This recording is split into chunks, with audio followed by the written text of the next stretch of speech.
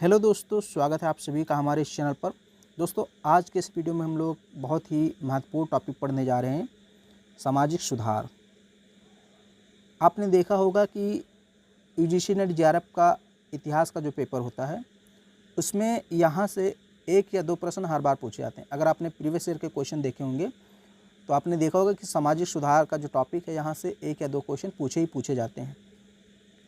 तो हम लोग सारे क्वेश्चंस देखेंगे जो अभी तक पूछे गए हैं प्रीवियस ईयर में, और जिनके पूछे जाने के चांस ज़्यादा हैं, उन सारे क्वेश्चंस को हम लोग देखेंगे एमसीक्यूज़ के माध्यम से, यानी इम्पॉर्टेंट एमसीक्यूज़ के माध्यम से इस टॉपिक को कवर करेंगे।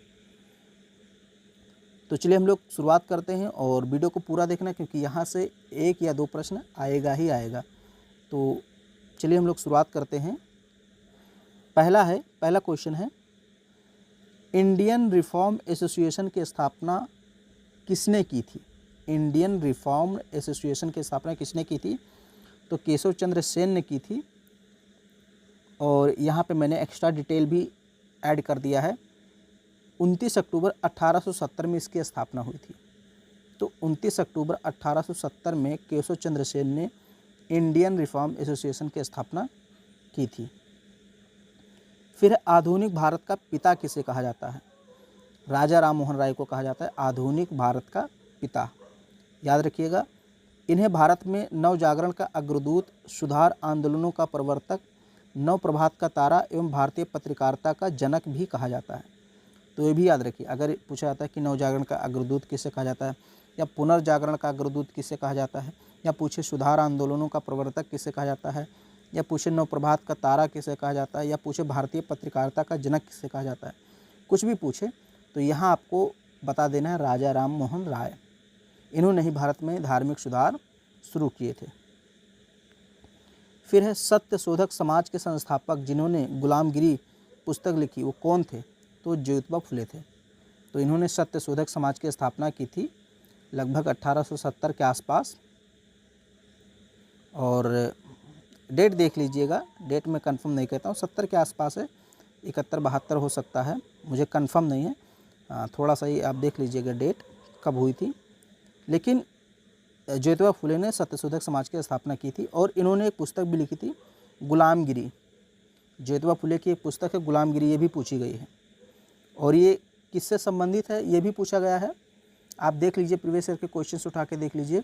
ये गुलामगिरी जो है, ये अमेरिका में जो क्रांति हुई थी, यानी अमेरिका के गुलामों से संबंधित है। अमेरिका में जो गुलाम रहते थे, जिनको गुलाम बना के रखा गया था, तो उसी से संबंधित है। मतलब ये भारत से संबंधित नहीं है गुलामगिरी, तो ये याद रखिएगा। तो अमेरिकी क्रांति से या अमेरिका से संबंधित है। दास प्रथा को किस गवर्नर जनरल ने समाप्त किया था? तो लॉर्ड एलनब्रो। इन्होंने 1843 में भारत में दास प्रथा पर बैन लगा दिया था, यानी प्रतिबंधित कर दिया था, समाप्त कर दिया था। तो ये नाम याद रखिए, लॉर्ड एलनब्रो ने 1843 में भारत में दास प्रथा को समाप्त किया। फिर विवेकानंद ने, यानी स्वामी विवेकानंद ने शिकागो में आयोजित पार्लियामेंट ऑफ वर्ल्ड्स रिलीजन्स, यानी कि इसको कहते हैं धर्म सम्मेलन, पार्लियामेंट ऑफ वर्ल्ड्स रिलीजन, यानी सभी धर्मों का एक सम्मेलन हुआ था अमेरिका में। तो उसमें भाग कब लिया था स्वामी विवेकानंद ने? 1893 में। विश्व धर्म सम्मेलन आपने सुना होगा, वही चीज़ है। फिर tabernacle of the new dispensation की स्थापना कब हुई? ये एक संस्था है, इसकी स्थापना की थी 1868 में केशव चंद्र सेन ने। केशव चंद्र सेन ने 1868 में टेबरनेकल ऑफ न्यू डिस्पेंसेशन की स्थापना की थी। 1868 में केशव चंद्र सेन। 2-3 बार बोलेंगे ना तो आपके कानों में पड़ेगा। किसने कहा था कि अच्छा शासन स्वशासन का स्थानापन्न नहीं है? स्वामी दयानंद सरस्वती। ये बात बहुत ही इम्पॉर्टेंट है, और ये घुमा के आपसे पूछ सकता है। देखिए, यहाँ थोड़ा दिया है कि अच्छा शासन स्वशासन का स्थानापन्न नहीं है। कभी कभी ऐसा भी पूछ लेता है कि बेकार से बेकार स्वशासन विदेशी शासन से अच्छा है, यानी ये भी बात भी जो है दयानंद सरस्वती ने कहा था। इन्होंने कहा था अपना शासन, यानी देसी शासन, अपना शासन चाहे कितना भी बेकार हो, लेकिन वो विदेशी शासन से अच्छा ही है। मतलब इन्होंने कहा था अंग्रेज़ हमारे यहाँ कितना भी अच्छा काम क्यों ना कर दें, लेकिन हमारे लिए वो बुरा ही रहेगा, क्योंकि वो विदेशी हैं और हम कितना भी बुरा काम क्यों ना करें लेकिन उनसे अच्छा ही करेंगे। तो ये स्वामी दयानंद सरस्वती का कहना था। तो इस कथन को ध्यान में रखिएगा, कथन थोड़ा सा चेंज करके पूछ सकता है। फिर है किस प्रख्यात समाज सुधारक ने, यहाँ ने होगा, किस प्रख्यात समाज सुधारक ने ज्ञान योग, कर्मयोग और राजयोग नामक पुस्तक लिखी? स्वामी विवेकानंद ने ज्ञान योग, कर्मयोग और राजयोग नामक पुस्तक लिखी। स्वामी विवेकानंद ने रामकृष्ण मिशन की स्थापना कब की? 1897 में की थी। ब्रह्म समाज का सिद्धांत किस पर आधारित था? तो एक देववाद या एकेश्वरवाद पर आधारित था। अभी देखिए शॉर्ट क्वेश्चन है। फिर है शारदा अधिनियम के अंतर्गत लड़कियों तथा लड़कों के विवाह की न्यूनतम आयु कितनी वर्ष निर्धारित की गई? तो लड़कियों की जो आयु निर्धारित की गई थी शारदा अधिनियम के तहत 14 वर्ष और लड़कों की 18 वर्ष। तो ये भी क्वेश्चन पूछा गया है और पूछा जा सकता है, रिपीट भी क्वेश्चन बहुत ज़्यादा होते हैं। अजमेर के निवासी एवं प्रसिद्ध शिक्षाविद डॉक्टर हरविलास शारदा के प्रयत्नों से बाल विवाह निषेध अधिनियम 1929 पारित हुआ, जिसे शारदा एक्ट भी कहते हैं। तो ये याद रखिए, डॉक्टर हरविलास शारदा के नाम पर ही इसे शारदा अधिनियम कहा गया था। फिर है पूना सार्वजनिक सभा की स्थापना किसने की? तो महादेव गोविंद रनाडे ने की थी। कब? 1867 में। महादेव गोविंद रनाडे को महाराष्ट्र का सुकरात भी कहा जाता है, तो इसको भी याद रखिएगा। महाराष्ट्र का सुकरात किसे कहा जाता है? यमजी रानाडे यानी महादेव गोविंद रनाडे। इन्होंने 1867 में पूना सार्वजनिक सभा की स्थापना की थी। फिर है ज्योतिबा गोविंदराव फूले ने सत्यशोधक समाज की स्थापना कब की थी? 1873 में। तो ये देखिए, अभी ये क्वेश्चन मैंने आपको बताया था कि मैंने कहा था कि ज्योतिबा फूले जो थे उन्होंने गुलामगिरी नामक पुस्तक लिखी थी, और मैंने बताया था कि सत्यशोधक समाज की स्थापना की थी 1870 के आसपास।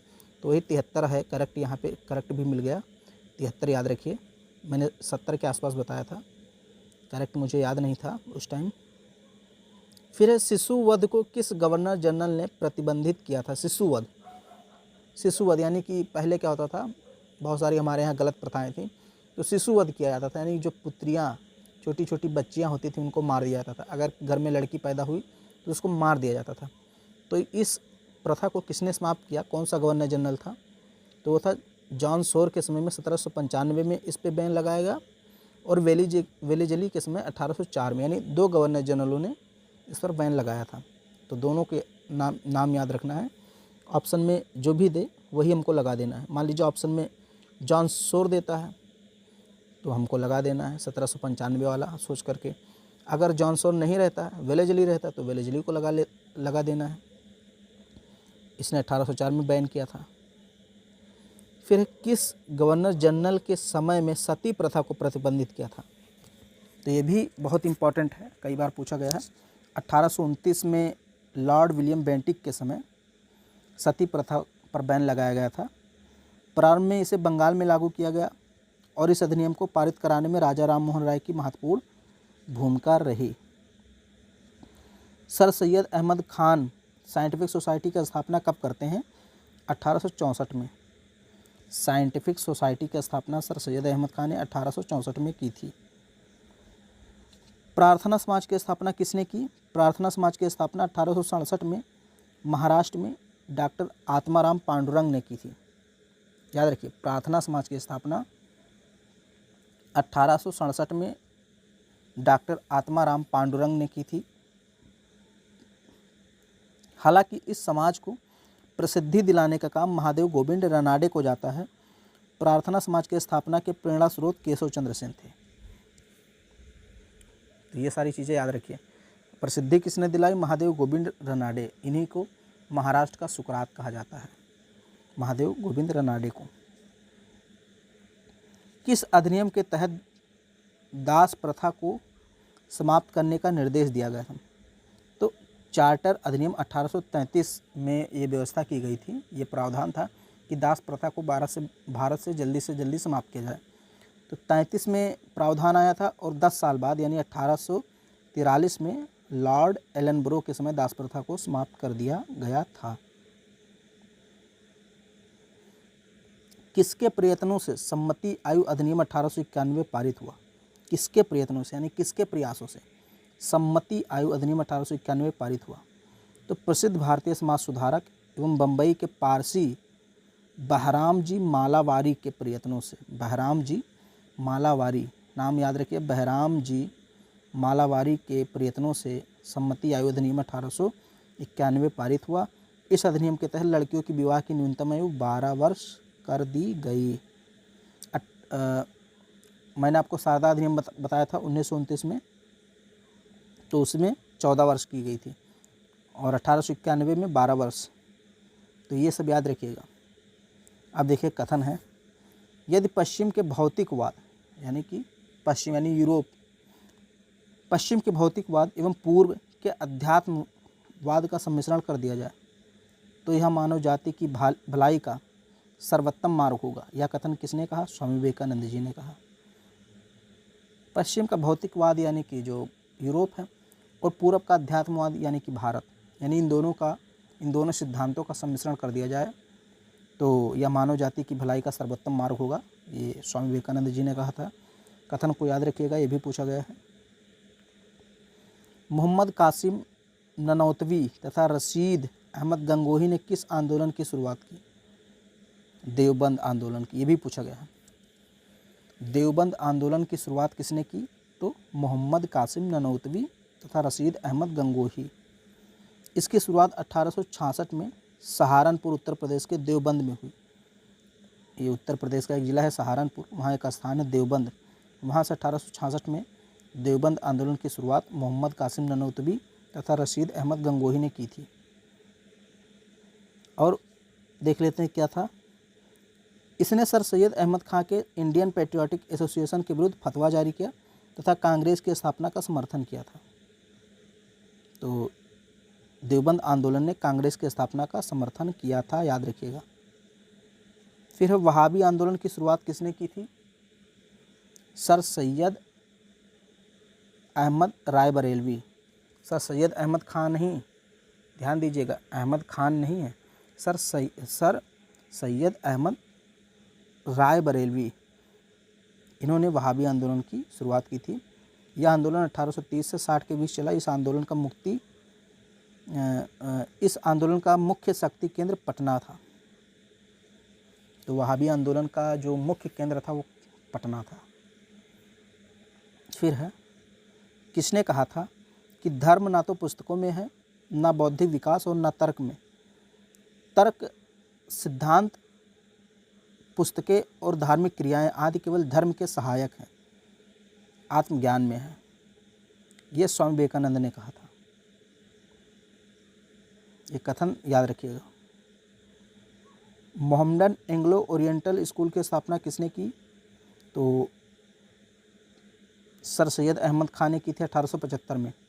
यहाँ पूछा है कब की गई थी, तो 1875 में अलीगढ़ में, और सर सैयद अहमद खान ने की थी।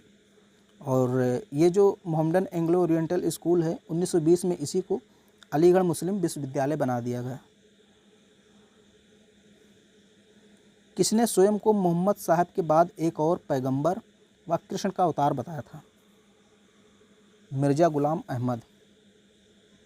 मिर्ज़ा गुलाम अहमद ने अपने आप को मोहम्मद पैगंबर के बाद एक और पैगंबर बताया था। देखिए, मोहम्मद साहब जो थे उन्होंने कहा था मैं अंतिम हूँ, लेकिन मिर्ज़ा गुलाम अहमद ने कहा नहीं, वो अंतिम नहीं थे, मैं भी हूँ, यानी एक और पैगंबर हूँ मैं। और इन्होंने अपने को कृष्ण का अवतार भी बताया था। एक चीज़ याद रखिएगा इनके बारे में, बहुत इंपॉर्टेंट, इन्होंने अहमदिया आंदोलन की शुरुआत की थी 19वीं शताब्दी में। पंजाब के गुरदासपुर ज़िले में कादियान नामक स्थान पर अहमदिया आंदोलन की शुरुआत किसने की? मिर्ज़ा गुलाम अहमद ने। इनकी पुस्तक बहरीन ए अहमदिया है। बहरीन ए अहमदिया पुस्तक किसकी है? गुलाम अहमद की। वैलेंटाइन सिरोल ने किस संगठन को भारतीय अशांति का जन्मदाता कहा? आर्य समाज को। भारतीय अशांति का जन्मदाता आर्य समाज को कहा गया है। हालांकि याद रखिएगा, वैलेंटाइन सिरोल ने जो बाल गंगाधर तिलक हैं उनको भी कहा था कि ये भारतीय अशांति के जन्मदाता हैं। फिर है डॉक्टर भीमराव अंबेडकर 1924 में किस सभा का निर्माण करते हैं? बहिष्कृत हितकारी सभा, कई बार पूछा गया है JRF के एग्जाम में। बहिष्कृत हितकारी सभा की स्थापना किसने की? भीमराव अंबेडकर जी ने 1924 में की थी। 1942 में all India depressed class federation की स्थापना भी की गई थी, और ये भी स्थापना किसने की थी? भीमराव अंबेडकर जी ने। तो ये भी याद रखना, भी पूछा गया है। 1942 में all India depressed class federation है। ओके, फेडरेशन याद रखिए, क्योंकि लास्ट में चेंज हो जाएगा। कोई प्रश्न रहता है लास्ट में चेंज कर देगा, तो ध्यान में रखिएगा फेडरेशन ही रहेगा। कुछ और अगर आ गया तो दूसरा हो जाएगा। All India depressed class federation. Parsi धर्म सुधार आंदोलन की शुरुआत कहाँ से हुई? बम्बई से हुई। वेदांत फिलॉसफी किसकी पुस्तक है? स्वामी विवेकानंद की। प्रबुद्ध भारत अंग्रेजी में और उद्बोधन बंगाली में, ये दो पत्रिकाएं हैं, इनका प्रकाशन किसने किया? स्वामी विवेकानंद जी ने। नेटिव मैरिज एक्ट कब पारित हुआ? 1872 में। इसके द्वारा लड़कियों के विवाह की न्यूनतम आयु 14 वर्ष तथा लड़कों की 18 वर्ष निर्धारित की गई। इसे सिविल मैरिज एक्ट भी कहा गया, यानी जो ये नेटिव मैरिज एक्ट था इसको सिविल मैरिज एक्ट भी कहा गया। 1872 में पारित हुआ। लड़कियों की 14 वर्ष और लड़कों की 18 वर्ष, यानी कि जो शारदा अधिनियम में तय किया गया था उम्र, वही यहाँ भी है। आधुनिक भारत का प्रथम राष्ट्रवादी कवि किसे कहा जाता है? देखिए ध्यान दीजिए, आधुनिक भारत का प्रथम राष्ट्रवादी कवि हेनरी लुइस विलियम डेरिजियो, इनको कहा जाता है। आपको लगा होगा कोई भारतीयों जैसा नाम होगा, लेकिन ये नाम याद रखिएगा, हेनरी लुइस विवियन डेरेजियो, इनको राष्ट्रवादी कवि कहा गया। आधुनिक भारत का प्रथम राष्ट्रवादी कवि। यंग बंगाल आंदोलन के प्रवर्तक कौन थे? Henry Louis Vivian Derozio. Raja Ram Mohan Roy के बाद ब्रह्म समाज का नेतृत्व किसने किया? देवेंद्रनाथ टैगोर ने। तो ऐसे बहुत छोटे छोटे क्वेश्चन हैं। राजा राम मोहन राय की मृत्यु कब हुई? ये भी पूछा गया। 1833 में ब्रिटेन के ब्रिस्टल में हुई। कहाँ हुई? ये भी पूछा गया है। ऑप्शन में रहता है फ्रांस में हुई, जर्मनी में हुई, तो याद रखिएगा ब्रिटेन के ब्रिस्टल शहर में हुई थी 1833 में इनकी मृत्यु। आत्मसम्मान आंदोलन को किसने प्रारंभ किया? तो वी रामास्वामी नायकर, या इनको पेरियार भी बोलते हैं। इन्होंने 1920 में आत्मसम्मान आंदोलन शुरुआत किया था। वी रामास्वामी नायकर, ये दक्षिण भारत के थे। वी रामास्वामी नायकर उर्फ पेरियार, 1920 में। किस एक्ट के द्वारा बहु विवाह प्रथा को समाप्त कर दिया गया था? बहु का मतलब यहाँ पर नहीं कि बहु से विवाह करना, बल्कि बहु का मतलब बहुत, यानी एक से अधिक विवाह। तो बहु विवाह प्रथा को किस एक्ट के तहत समाप्त किया गया था? 1872 का नेटिव मैरिज एक्ट, जो अभी मैंने आपको पढ़ाया है पिछले क्वेश्चन में, कि लड़कियों की विवाह की आयु 14 वर्ष और लड़कों की 18 वर्ष निर्धारित कर दी गई थी, और बहु विवाह प्रथा को समाप्त कर दिया गया था। 1856 का विधवा पुनर्विवाह अधिनियम किस गवर्नर जनरल के समय में पारित हुआ? लॉर्ड कैनिंग के समय। सिख धर्म में निरंकारी आंदोलन किसके द्वारा चलाया गया? बाबू दयाल दास द्वारा। निरंकारी आंदोलन सिख धर्म में चलाया गया था, किसके द्वारा? तो बाबू दयाल दास द्वारा। सिंह सभा आंदोलन की शुरुआत कब हुई? 1870 में। कहाँ से हुई? तो अमृतसर में हुई। अमृतसर से 1870 में सिंह सभा आंदोलन की शुरुआत हुई। नर बलि प्रथा को समाप्त करने का श्रेय किस गवर्नर जनरल को जाता है? लॉर्ड हार्डिंग प्रथम को। नर बलि प्रथा को समाप्त करने का श्रेय लॉर्ड हार्डिंग प्रथम को जाता है। 1844-45 तक यह प्रथा समाप्त कर दिया था इसने। महाराष्ट्र में विधवा पुनर्विवाह आंदोलन का नेतृत्व किसने किया? विष्णु परशुराम पंडित ने। विष्णु परशुराम पंडित ने महाराष्ट्र में विधवा पुनर्विवाह आंदोलन का नेतृत्व किया। इन्होंने 1850 में विडो रीमैरिज समिति की स्थापना की थी। तो ये भी पूछा गया है। विडो यानी विधवा, रीमैरिज मतलब पुनर्विवाह, विधवा पुनर्विवाह समिति की स्थापना किसने की? विष्णु परशुराम पंडित ने 1850 में की थी। और विधवा पुनर्विवाह आंदोलन का नेतृत्व भी महाराष्ट्र में इन्होंने किया। तहजीब उल अखलाक किसकी पुस्तक है? सर सैयद अहमद खान की। बहुत इंपॉर्टेंट है, कई बार पूछी गई है। तहजीब उल अखलाक किसकी पुस्तक है? सर सैयद अहमद खान की। थियोसॉफिकल सोसाइटी की स्थापना कब हुई थी? 1875 में। इसकी स्थापना न्यूयॉर्क में मैडम हेलेना पेट्रोविना ब्लाउटस्की, ये एक ही नाम है,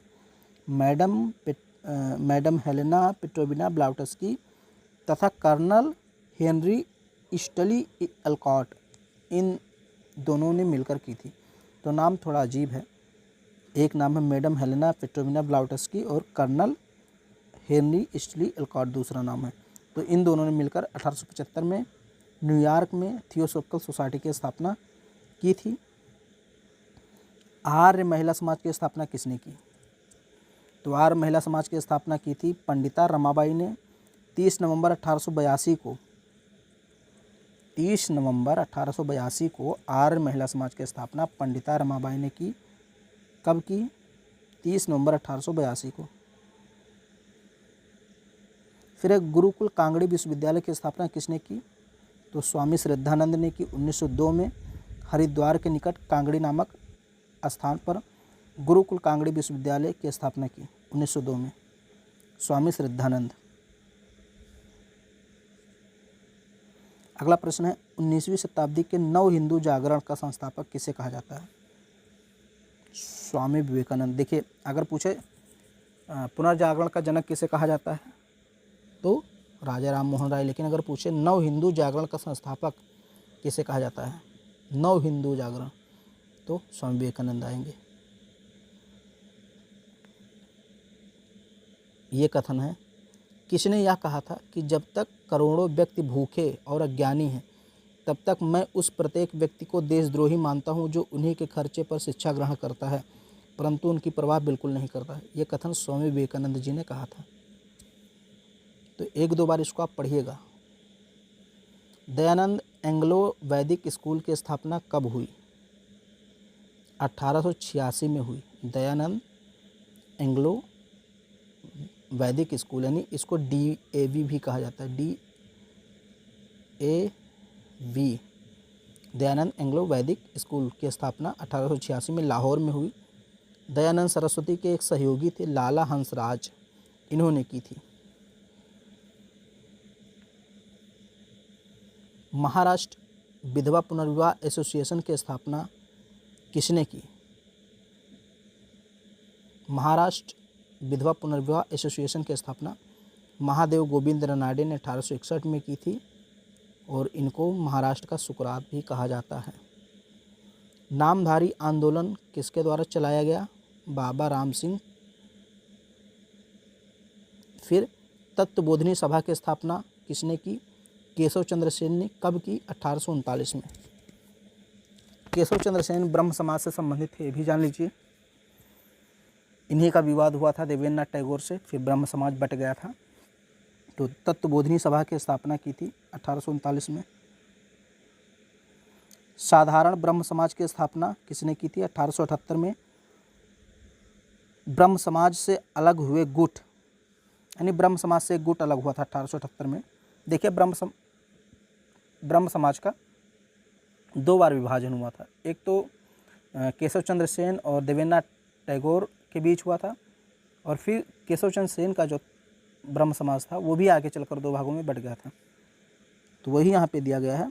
1878 में ब्रह्म समाज से अलग हुए गुट, यानी उस गुट में कौन कौन थे? शिवनाथ शास्त्री, आनंद मोहन बोस, द्वारकानाथ गांगुली, इन्होंने साधारण ब्रह्म समाज की स्थापना की थी। केशव चंद्र सेन से अलग हो गए थे ये लोग, क्योंकि केशव चंद्र सेन ने कहा जाता है कि अपनी ही एक जो है कि बेटी का विवाह कर दिया था। इनकी बेटी वयस्क नहीं थी और एक तरफ तो ये विरोध भी कर रहे थे कि भाई बाल विवाह नहीं होना चाहिए, दूसरी तरफ इन्होंने विवाह कर दिया था अपनी बेटी का। कूच बिहार के एक राजा थे, पूर्वोत्तर के राजा थे, उनके साथ अपनी बेटी का विवाह कर दिया था। तो इससे काफ़ी लोग गुस्सा हो गए और कहा कि ये जो है केशव चंद्र सेन अपनी ही बातों का पालन नहीं करते, खुद तो बाल विवाह के खिलाफ़ हैं लेकिन अपनी ही बेटी का विवाह कर रहे हैं जो छोटी है अभी।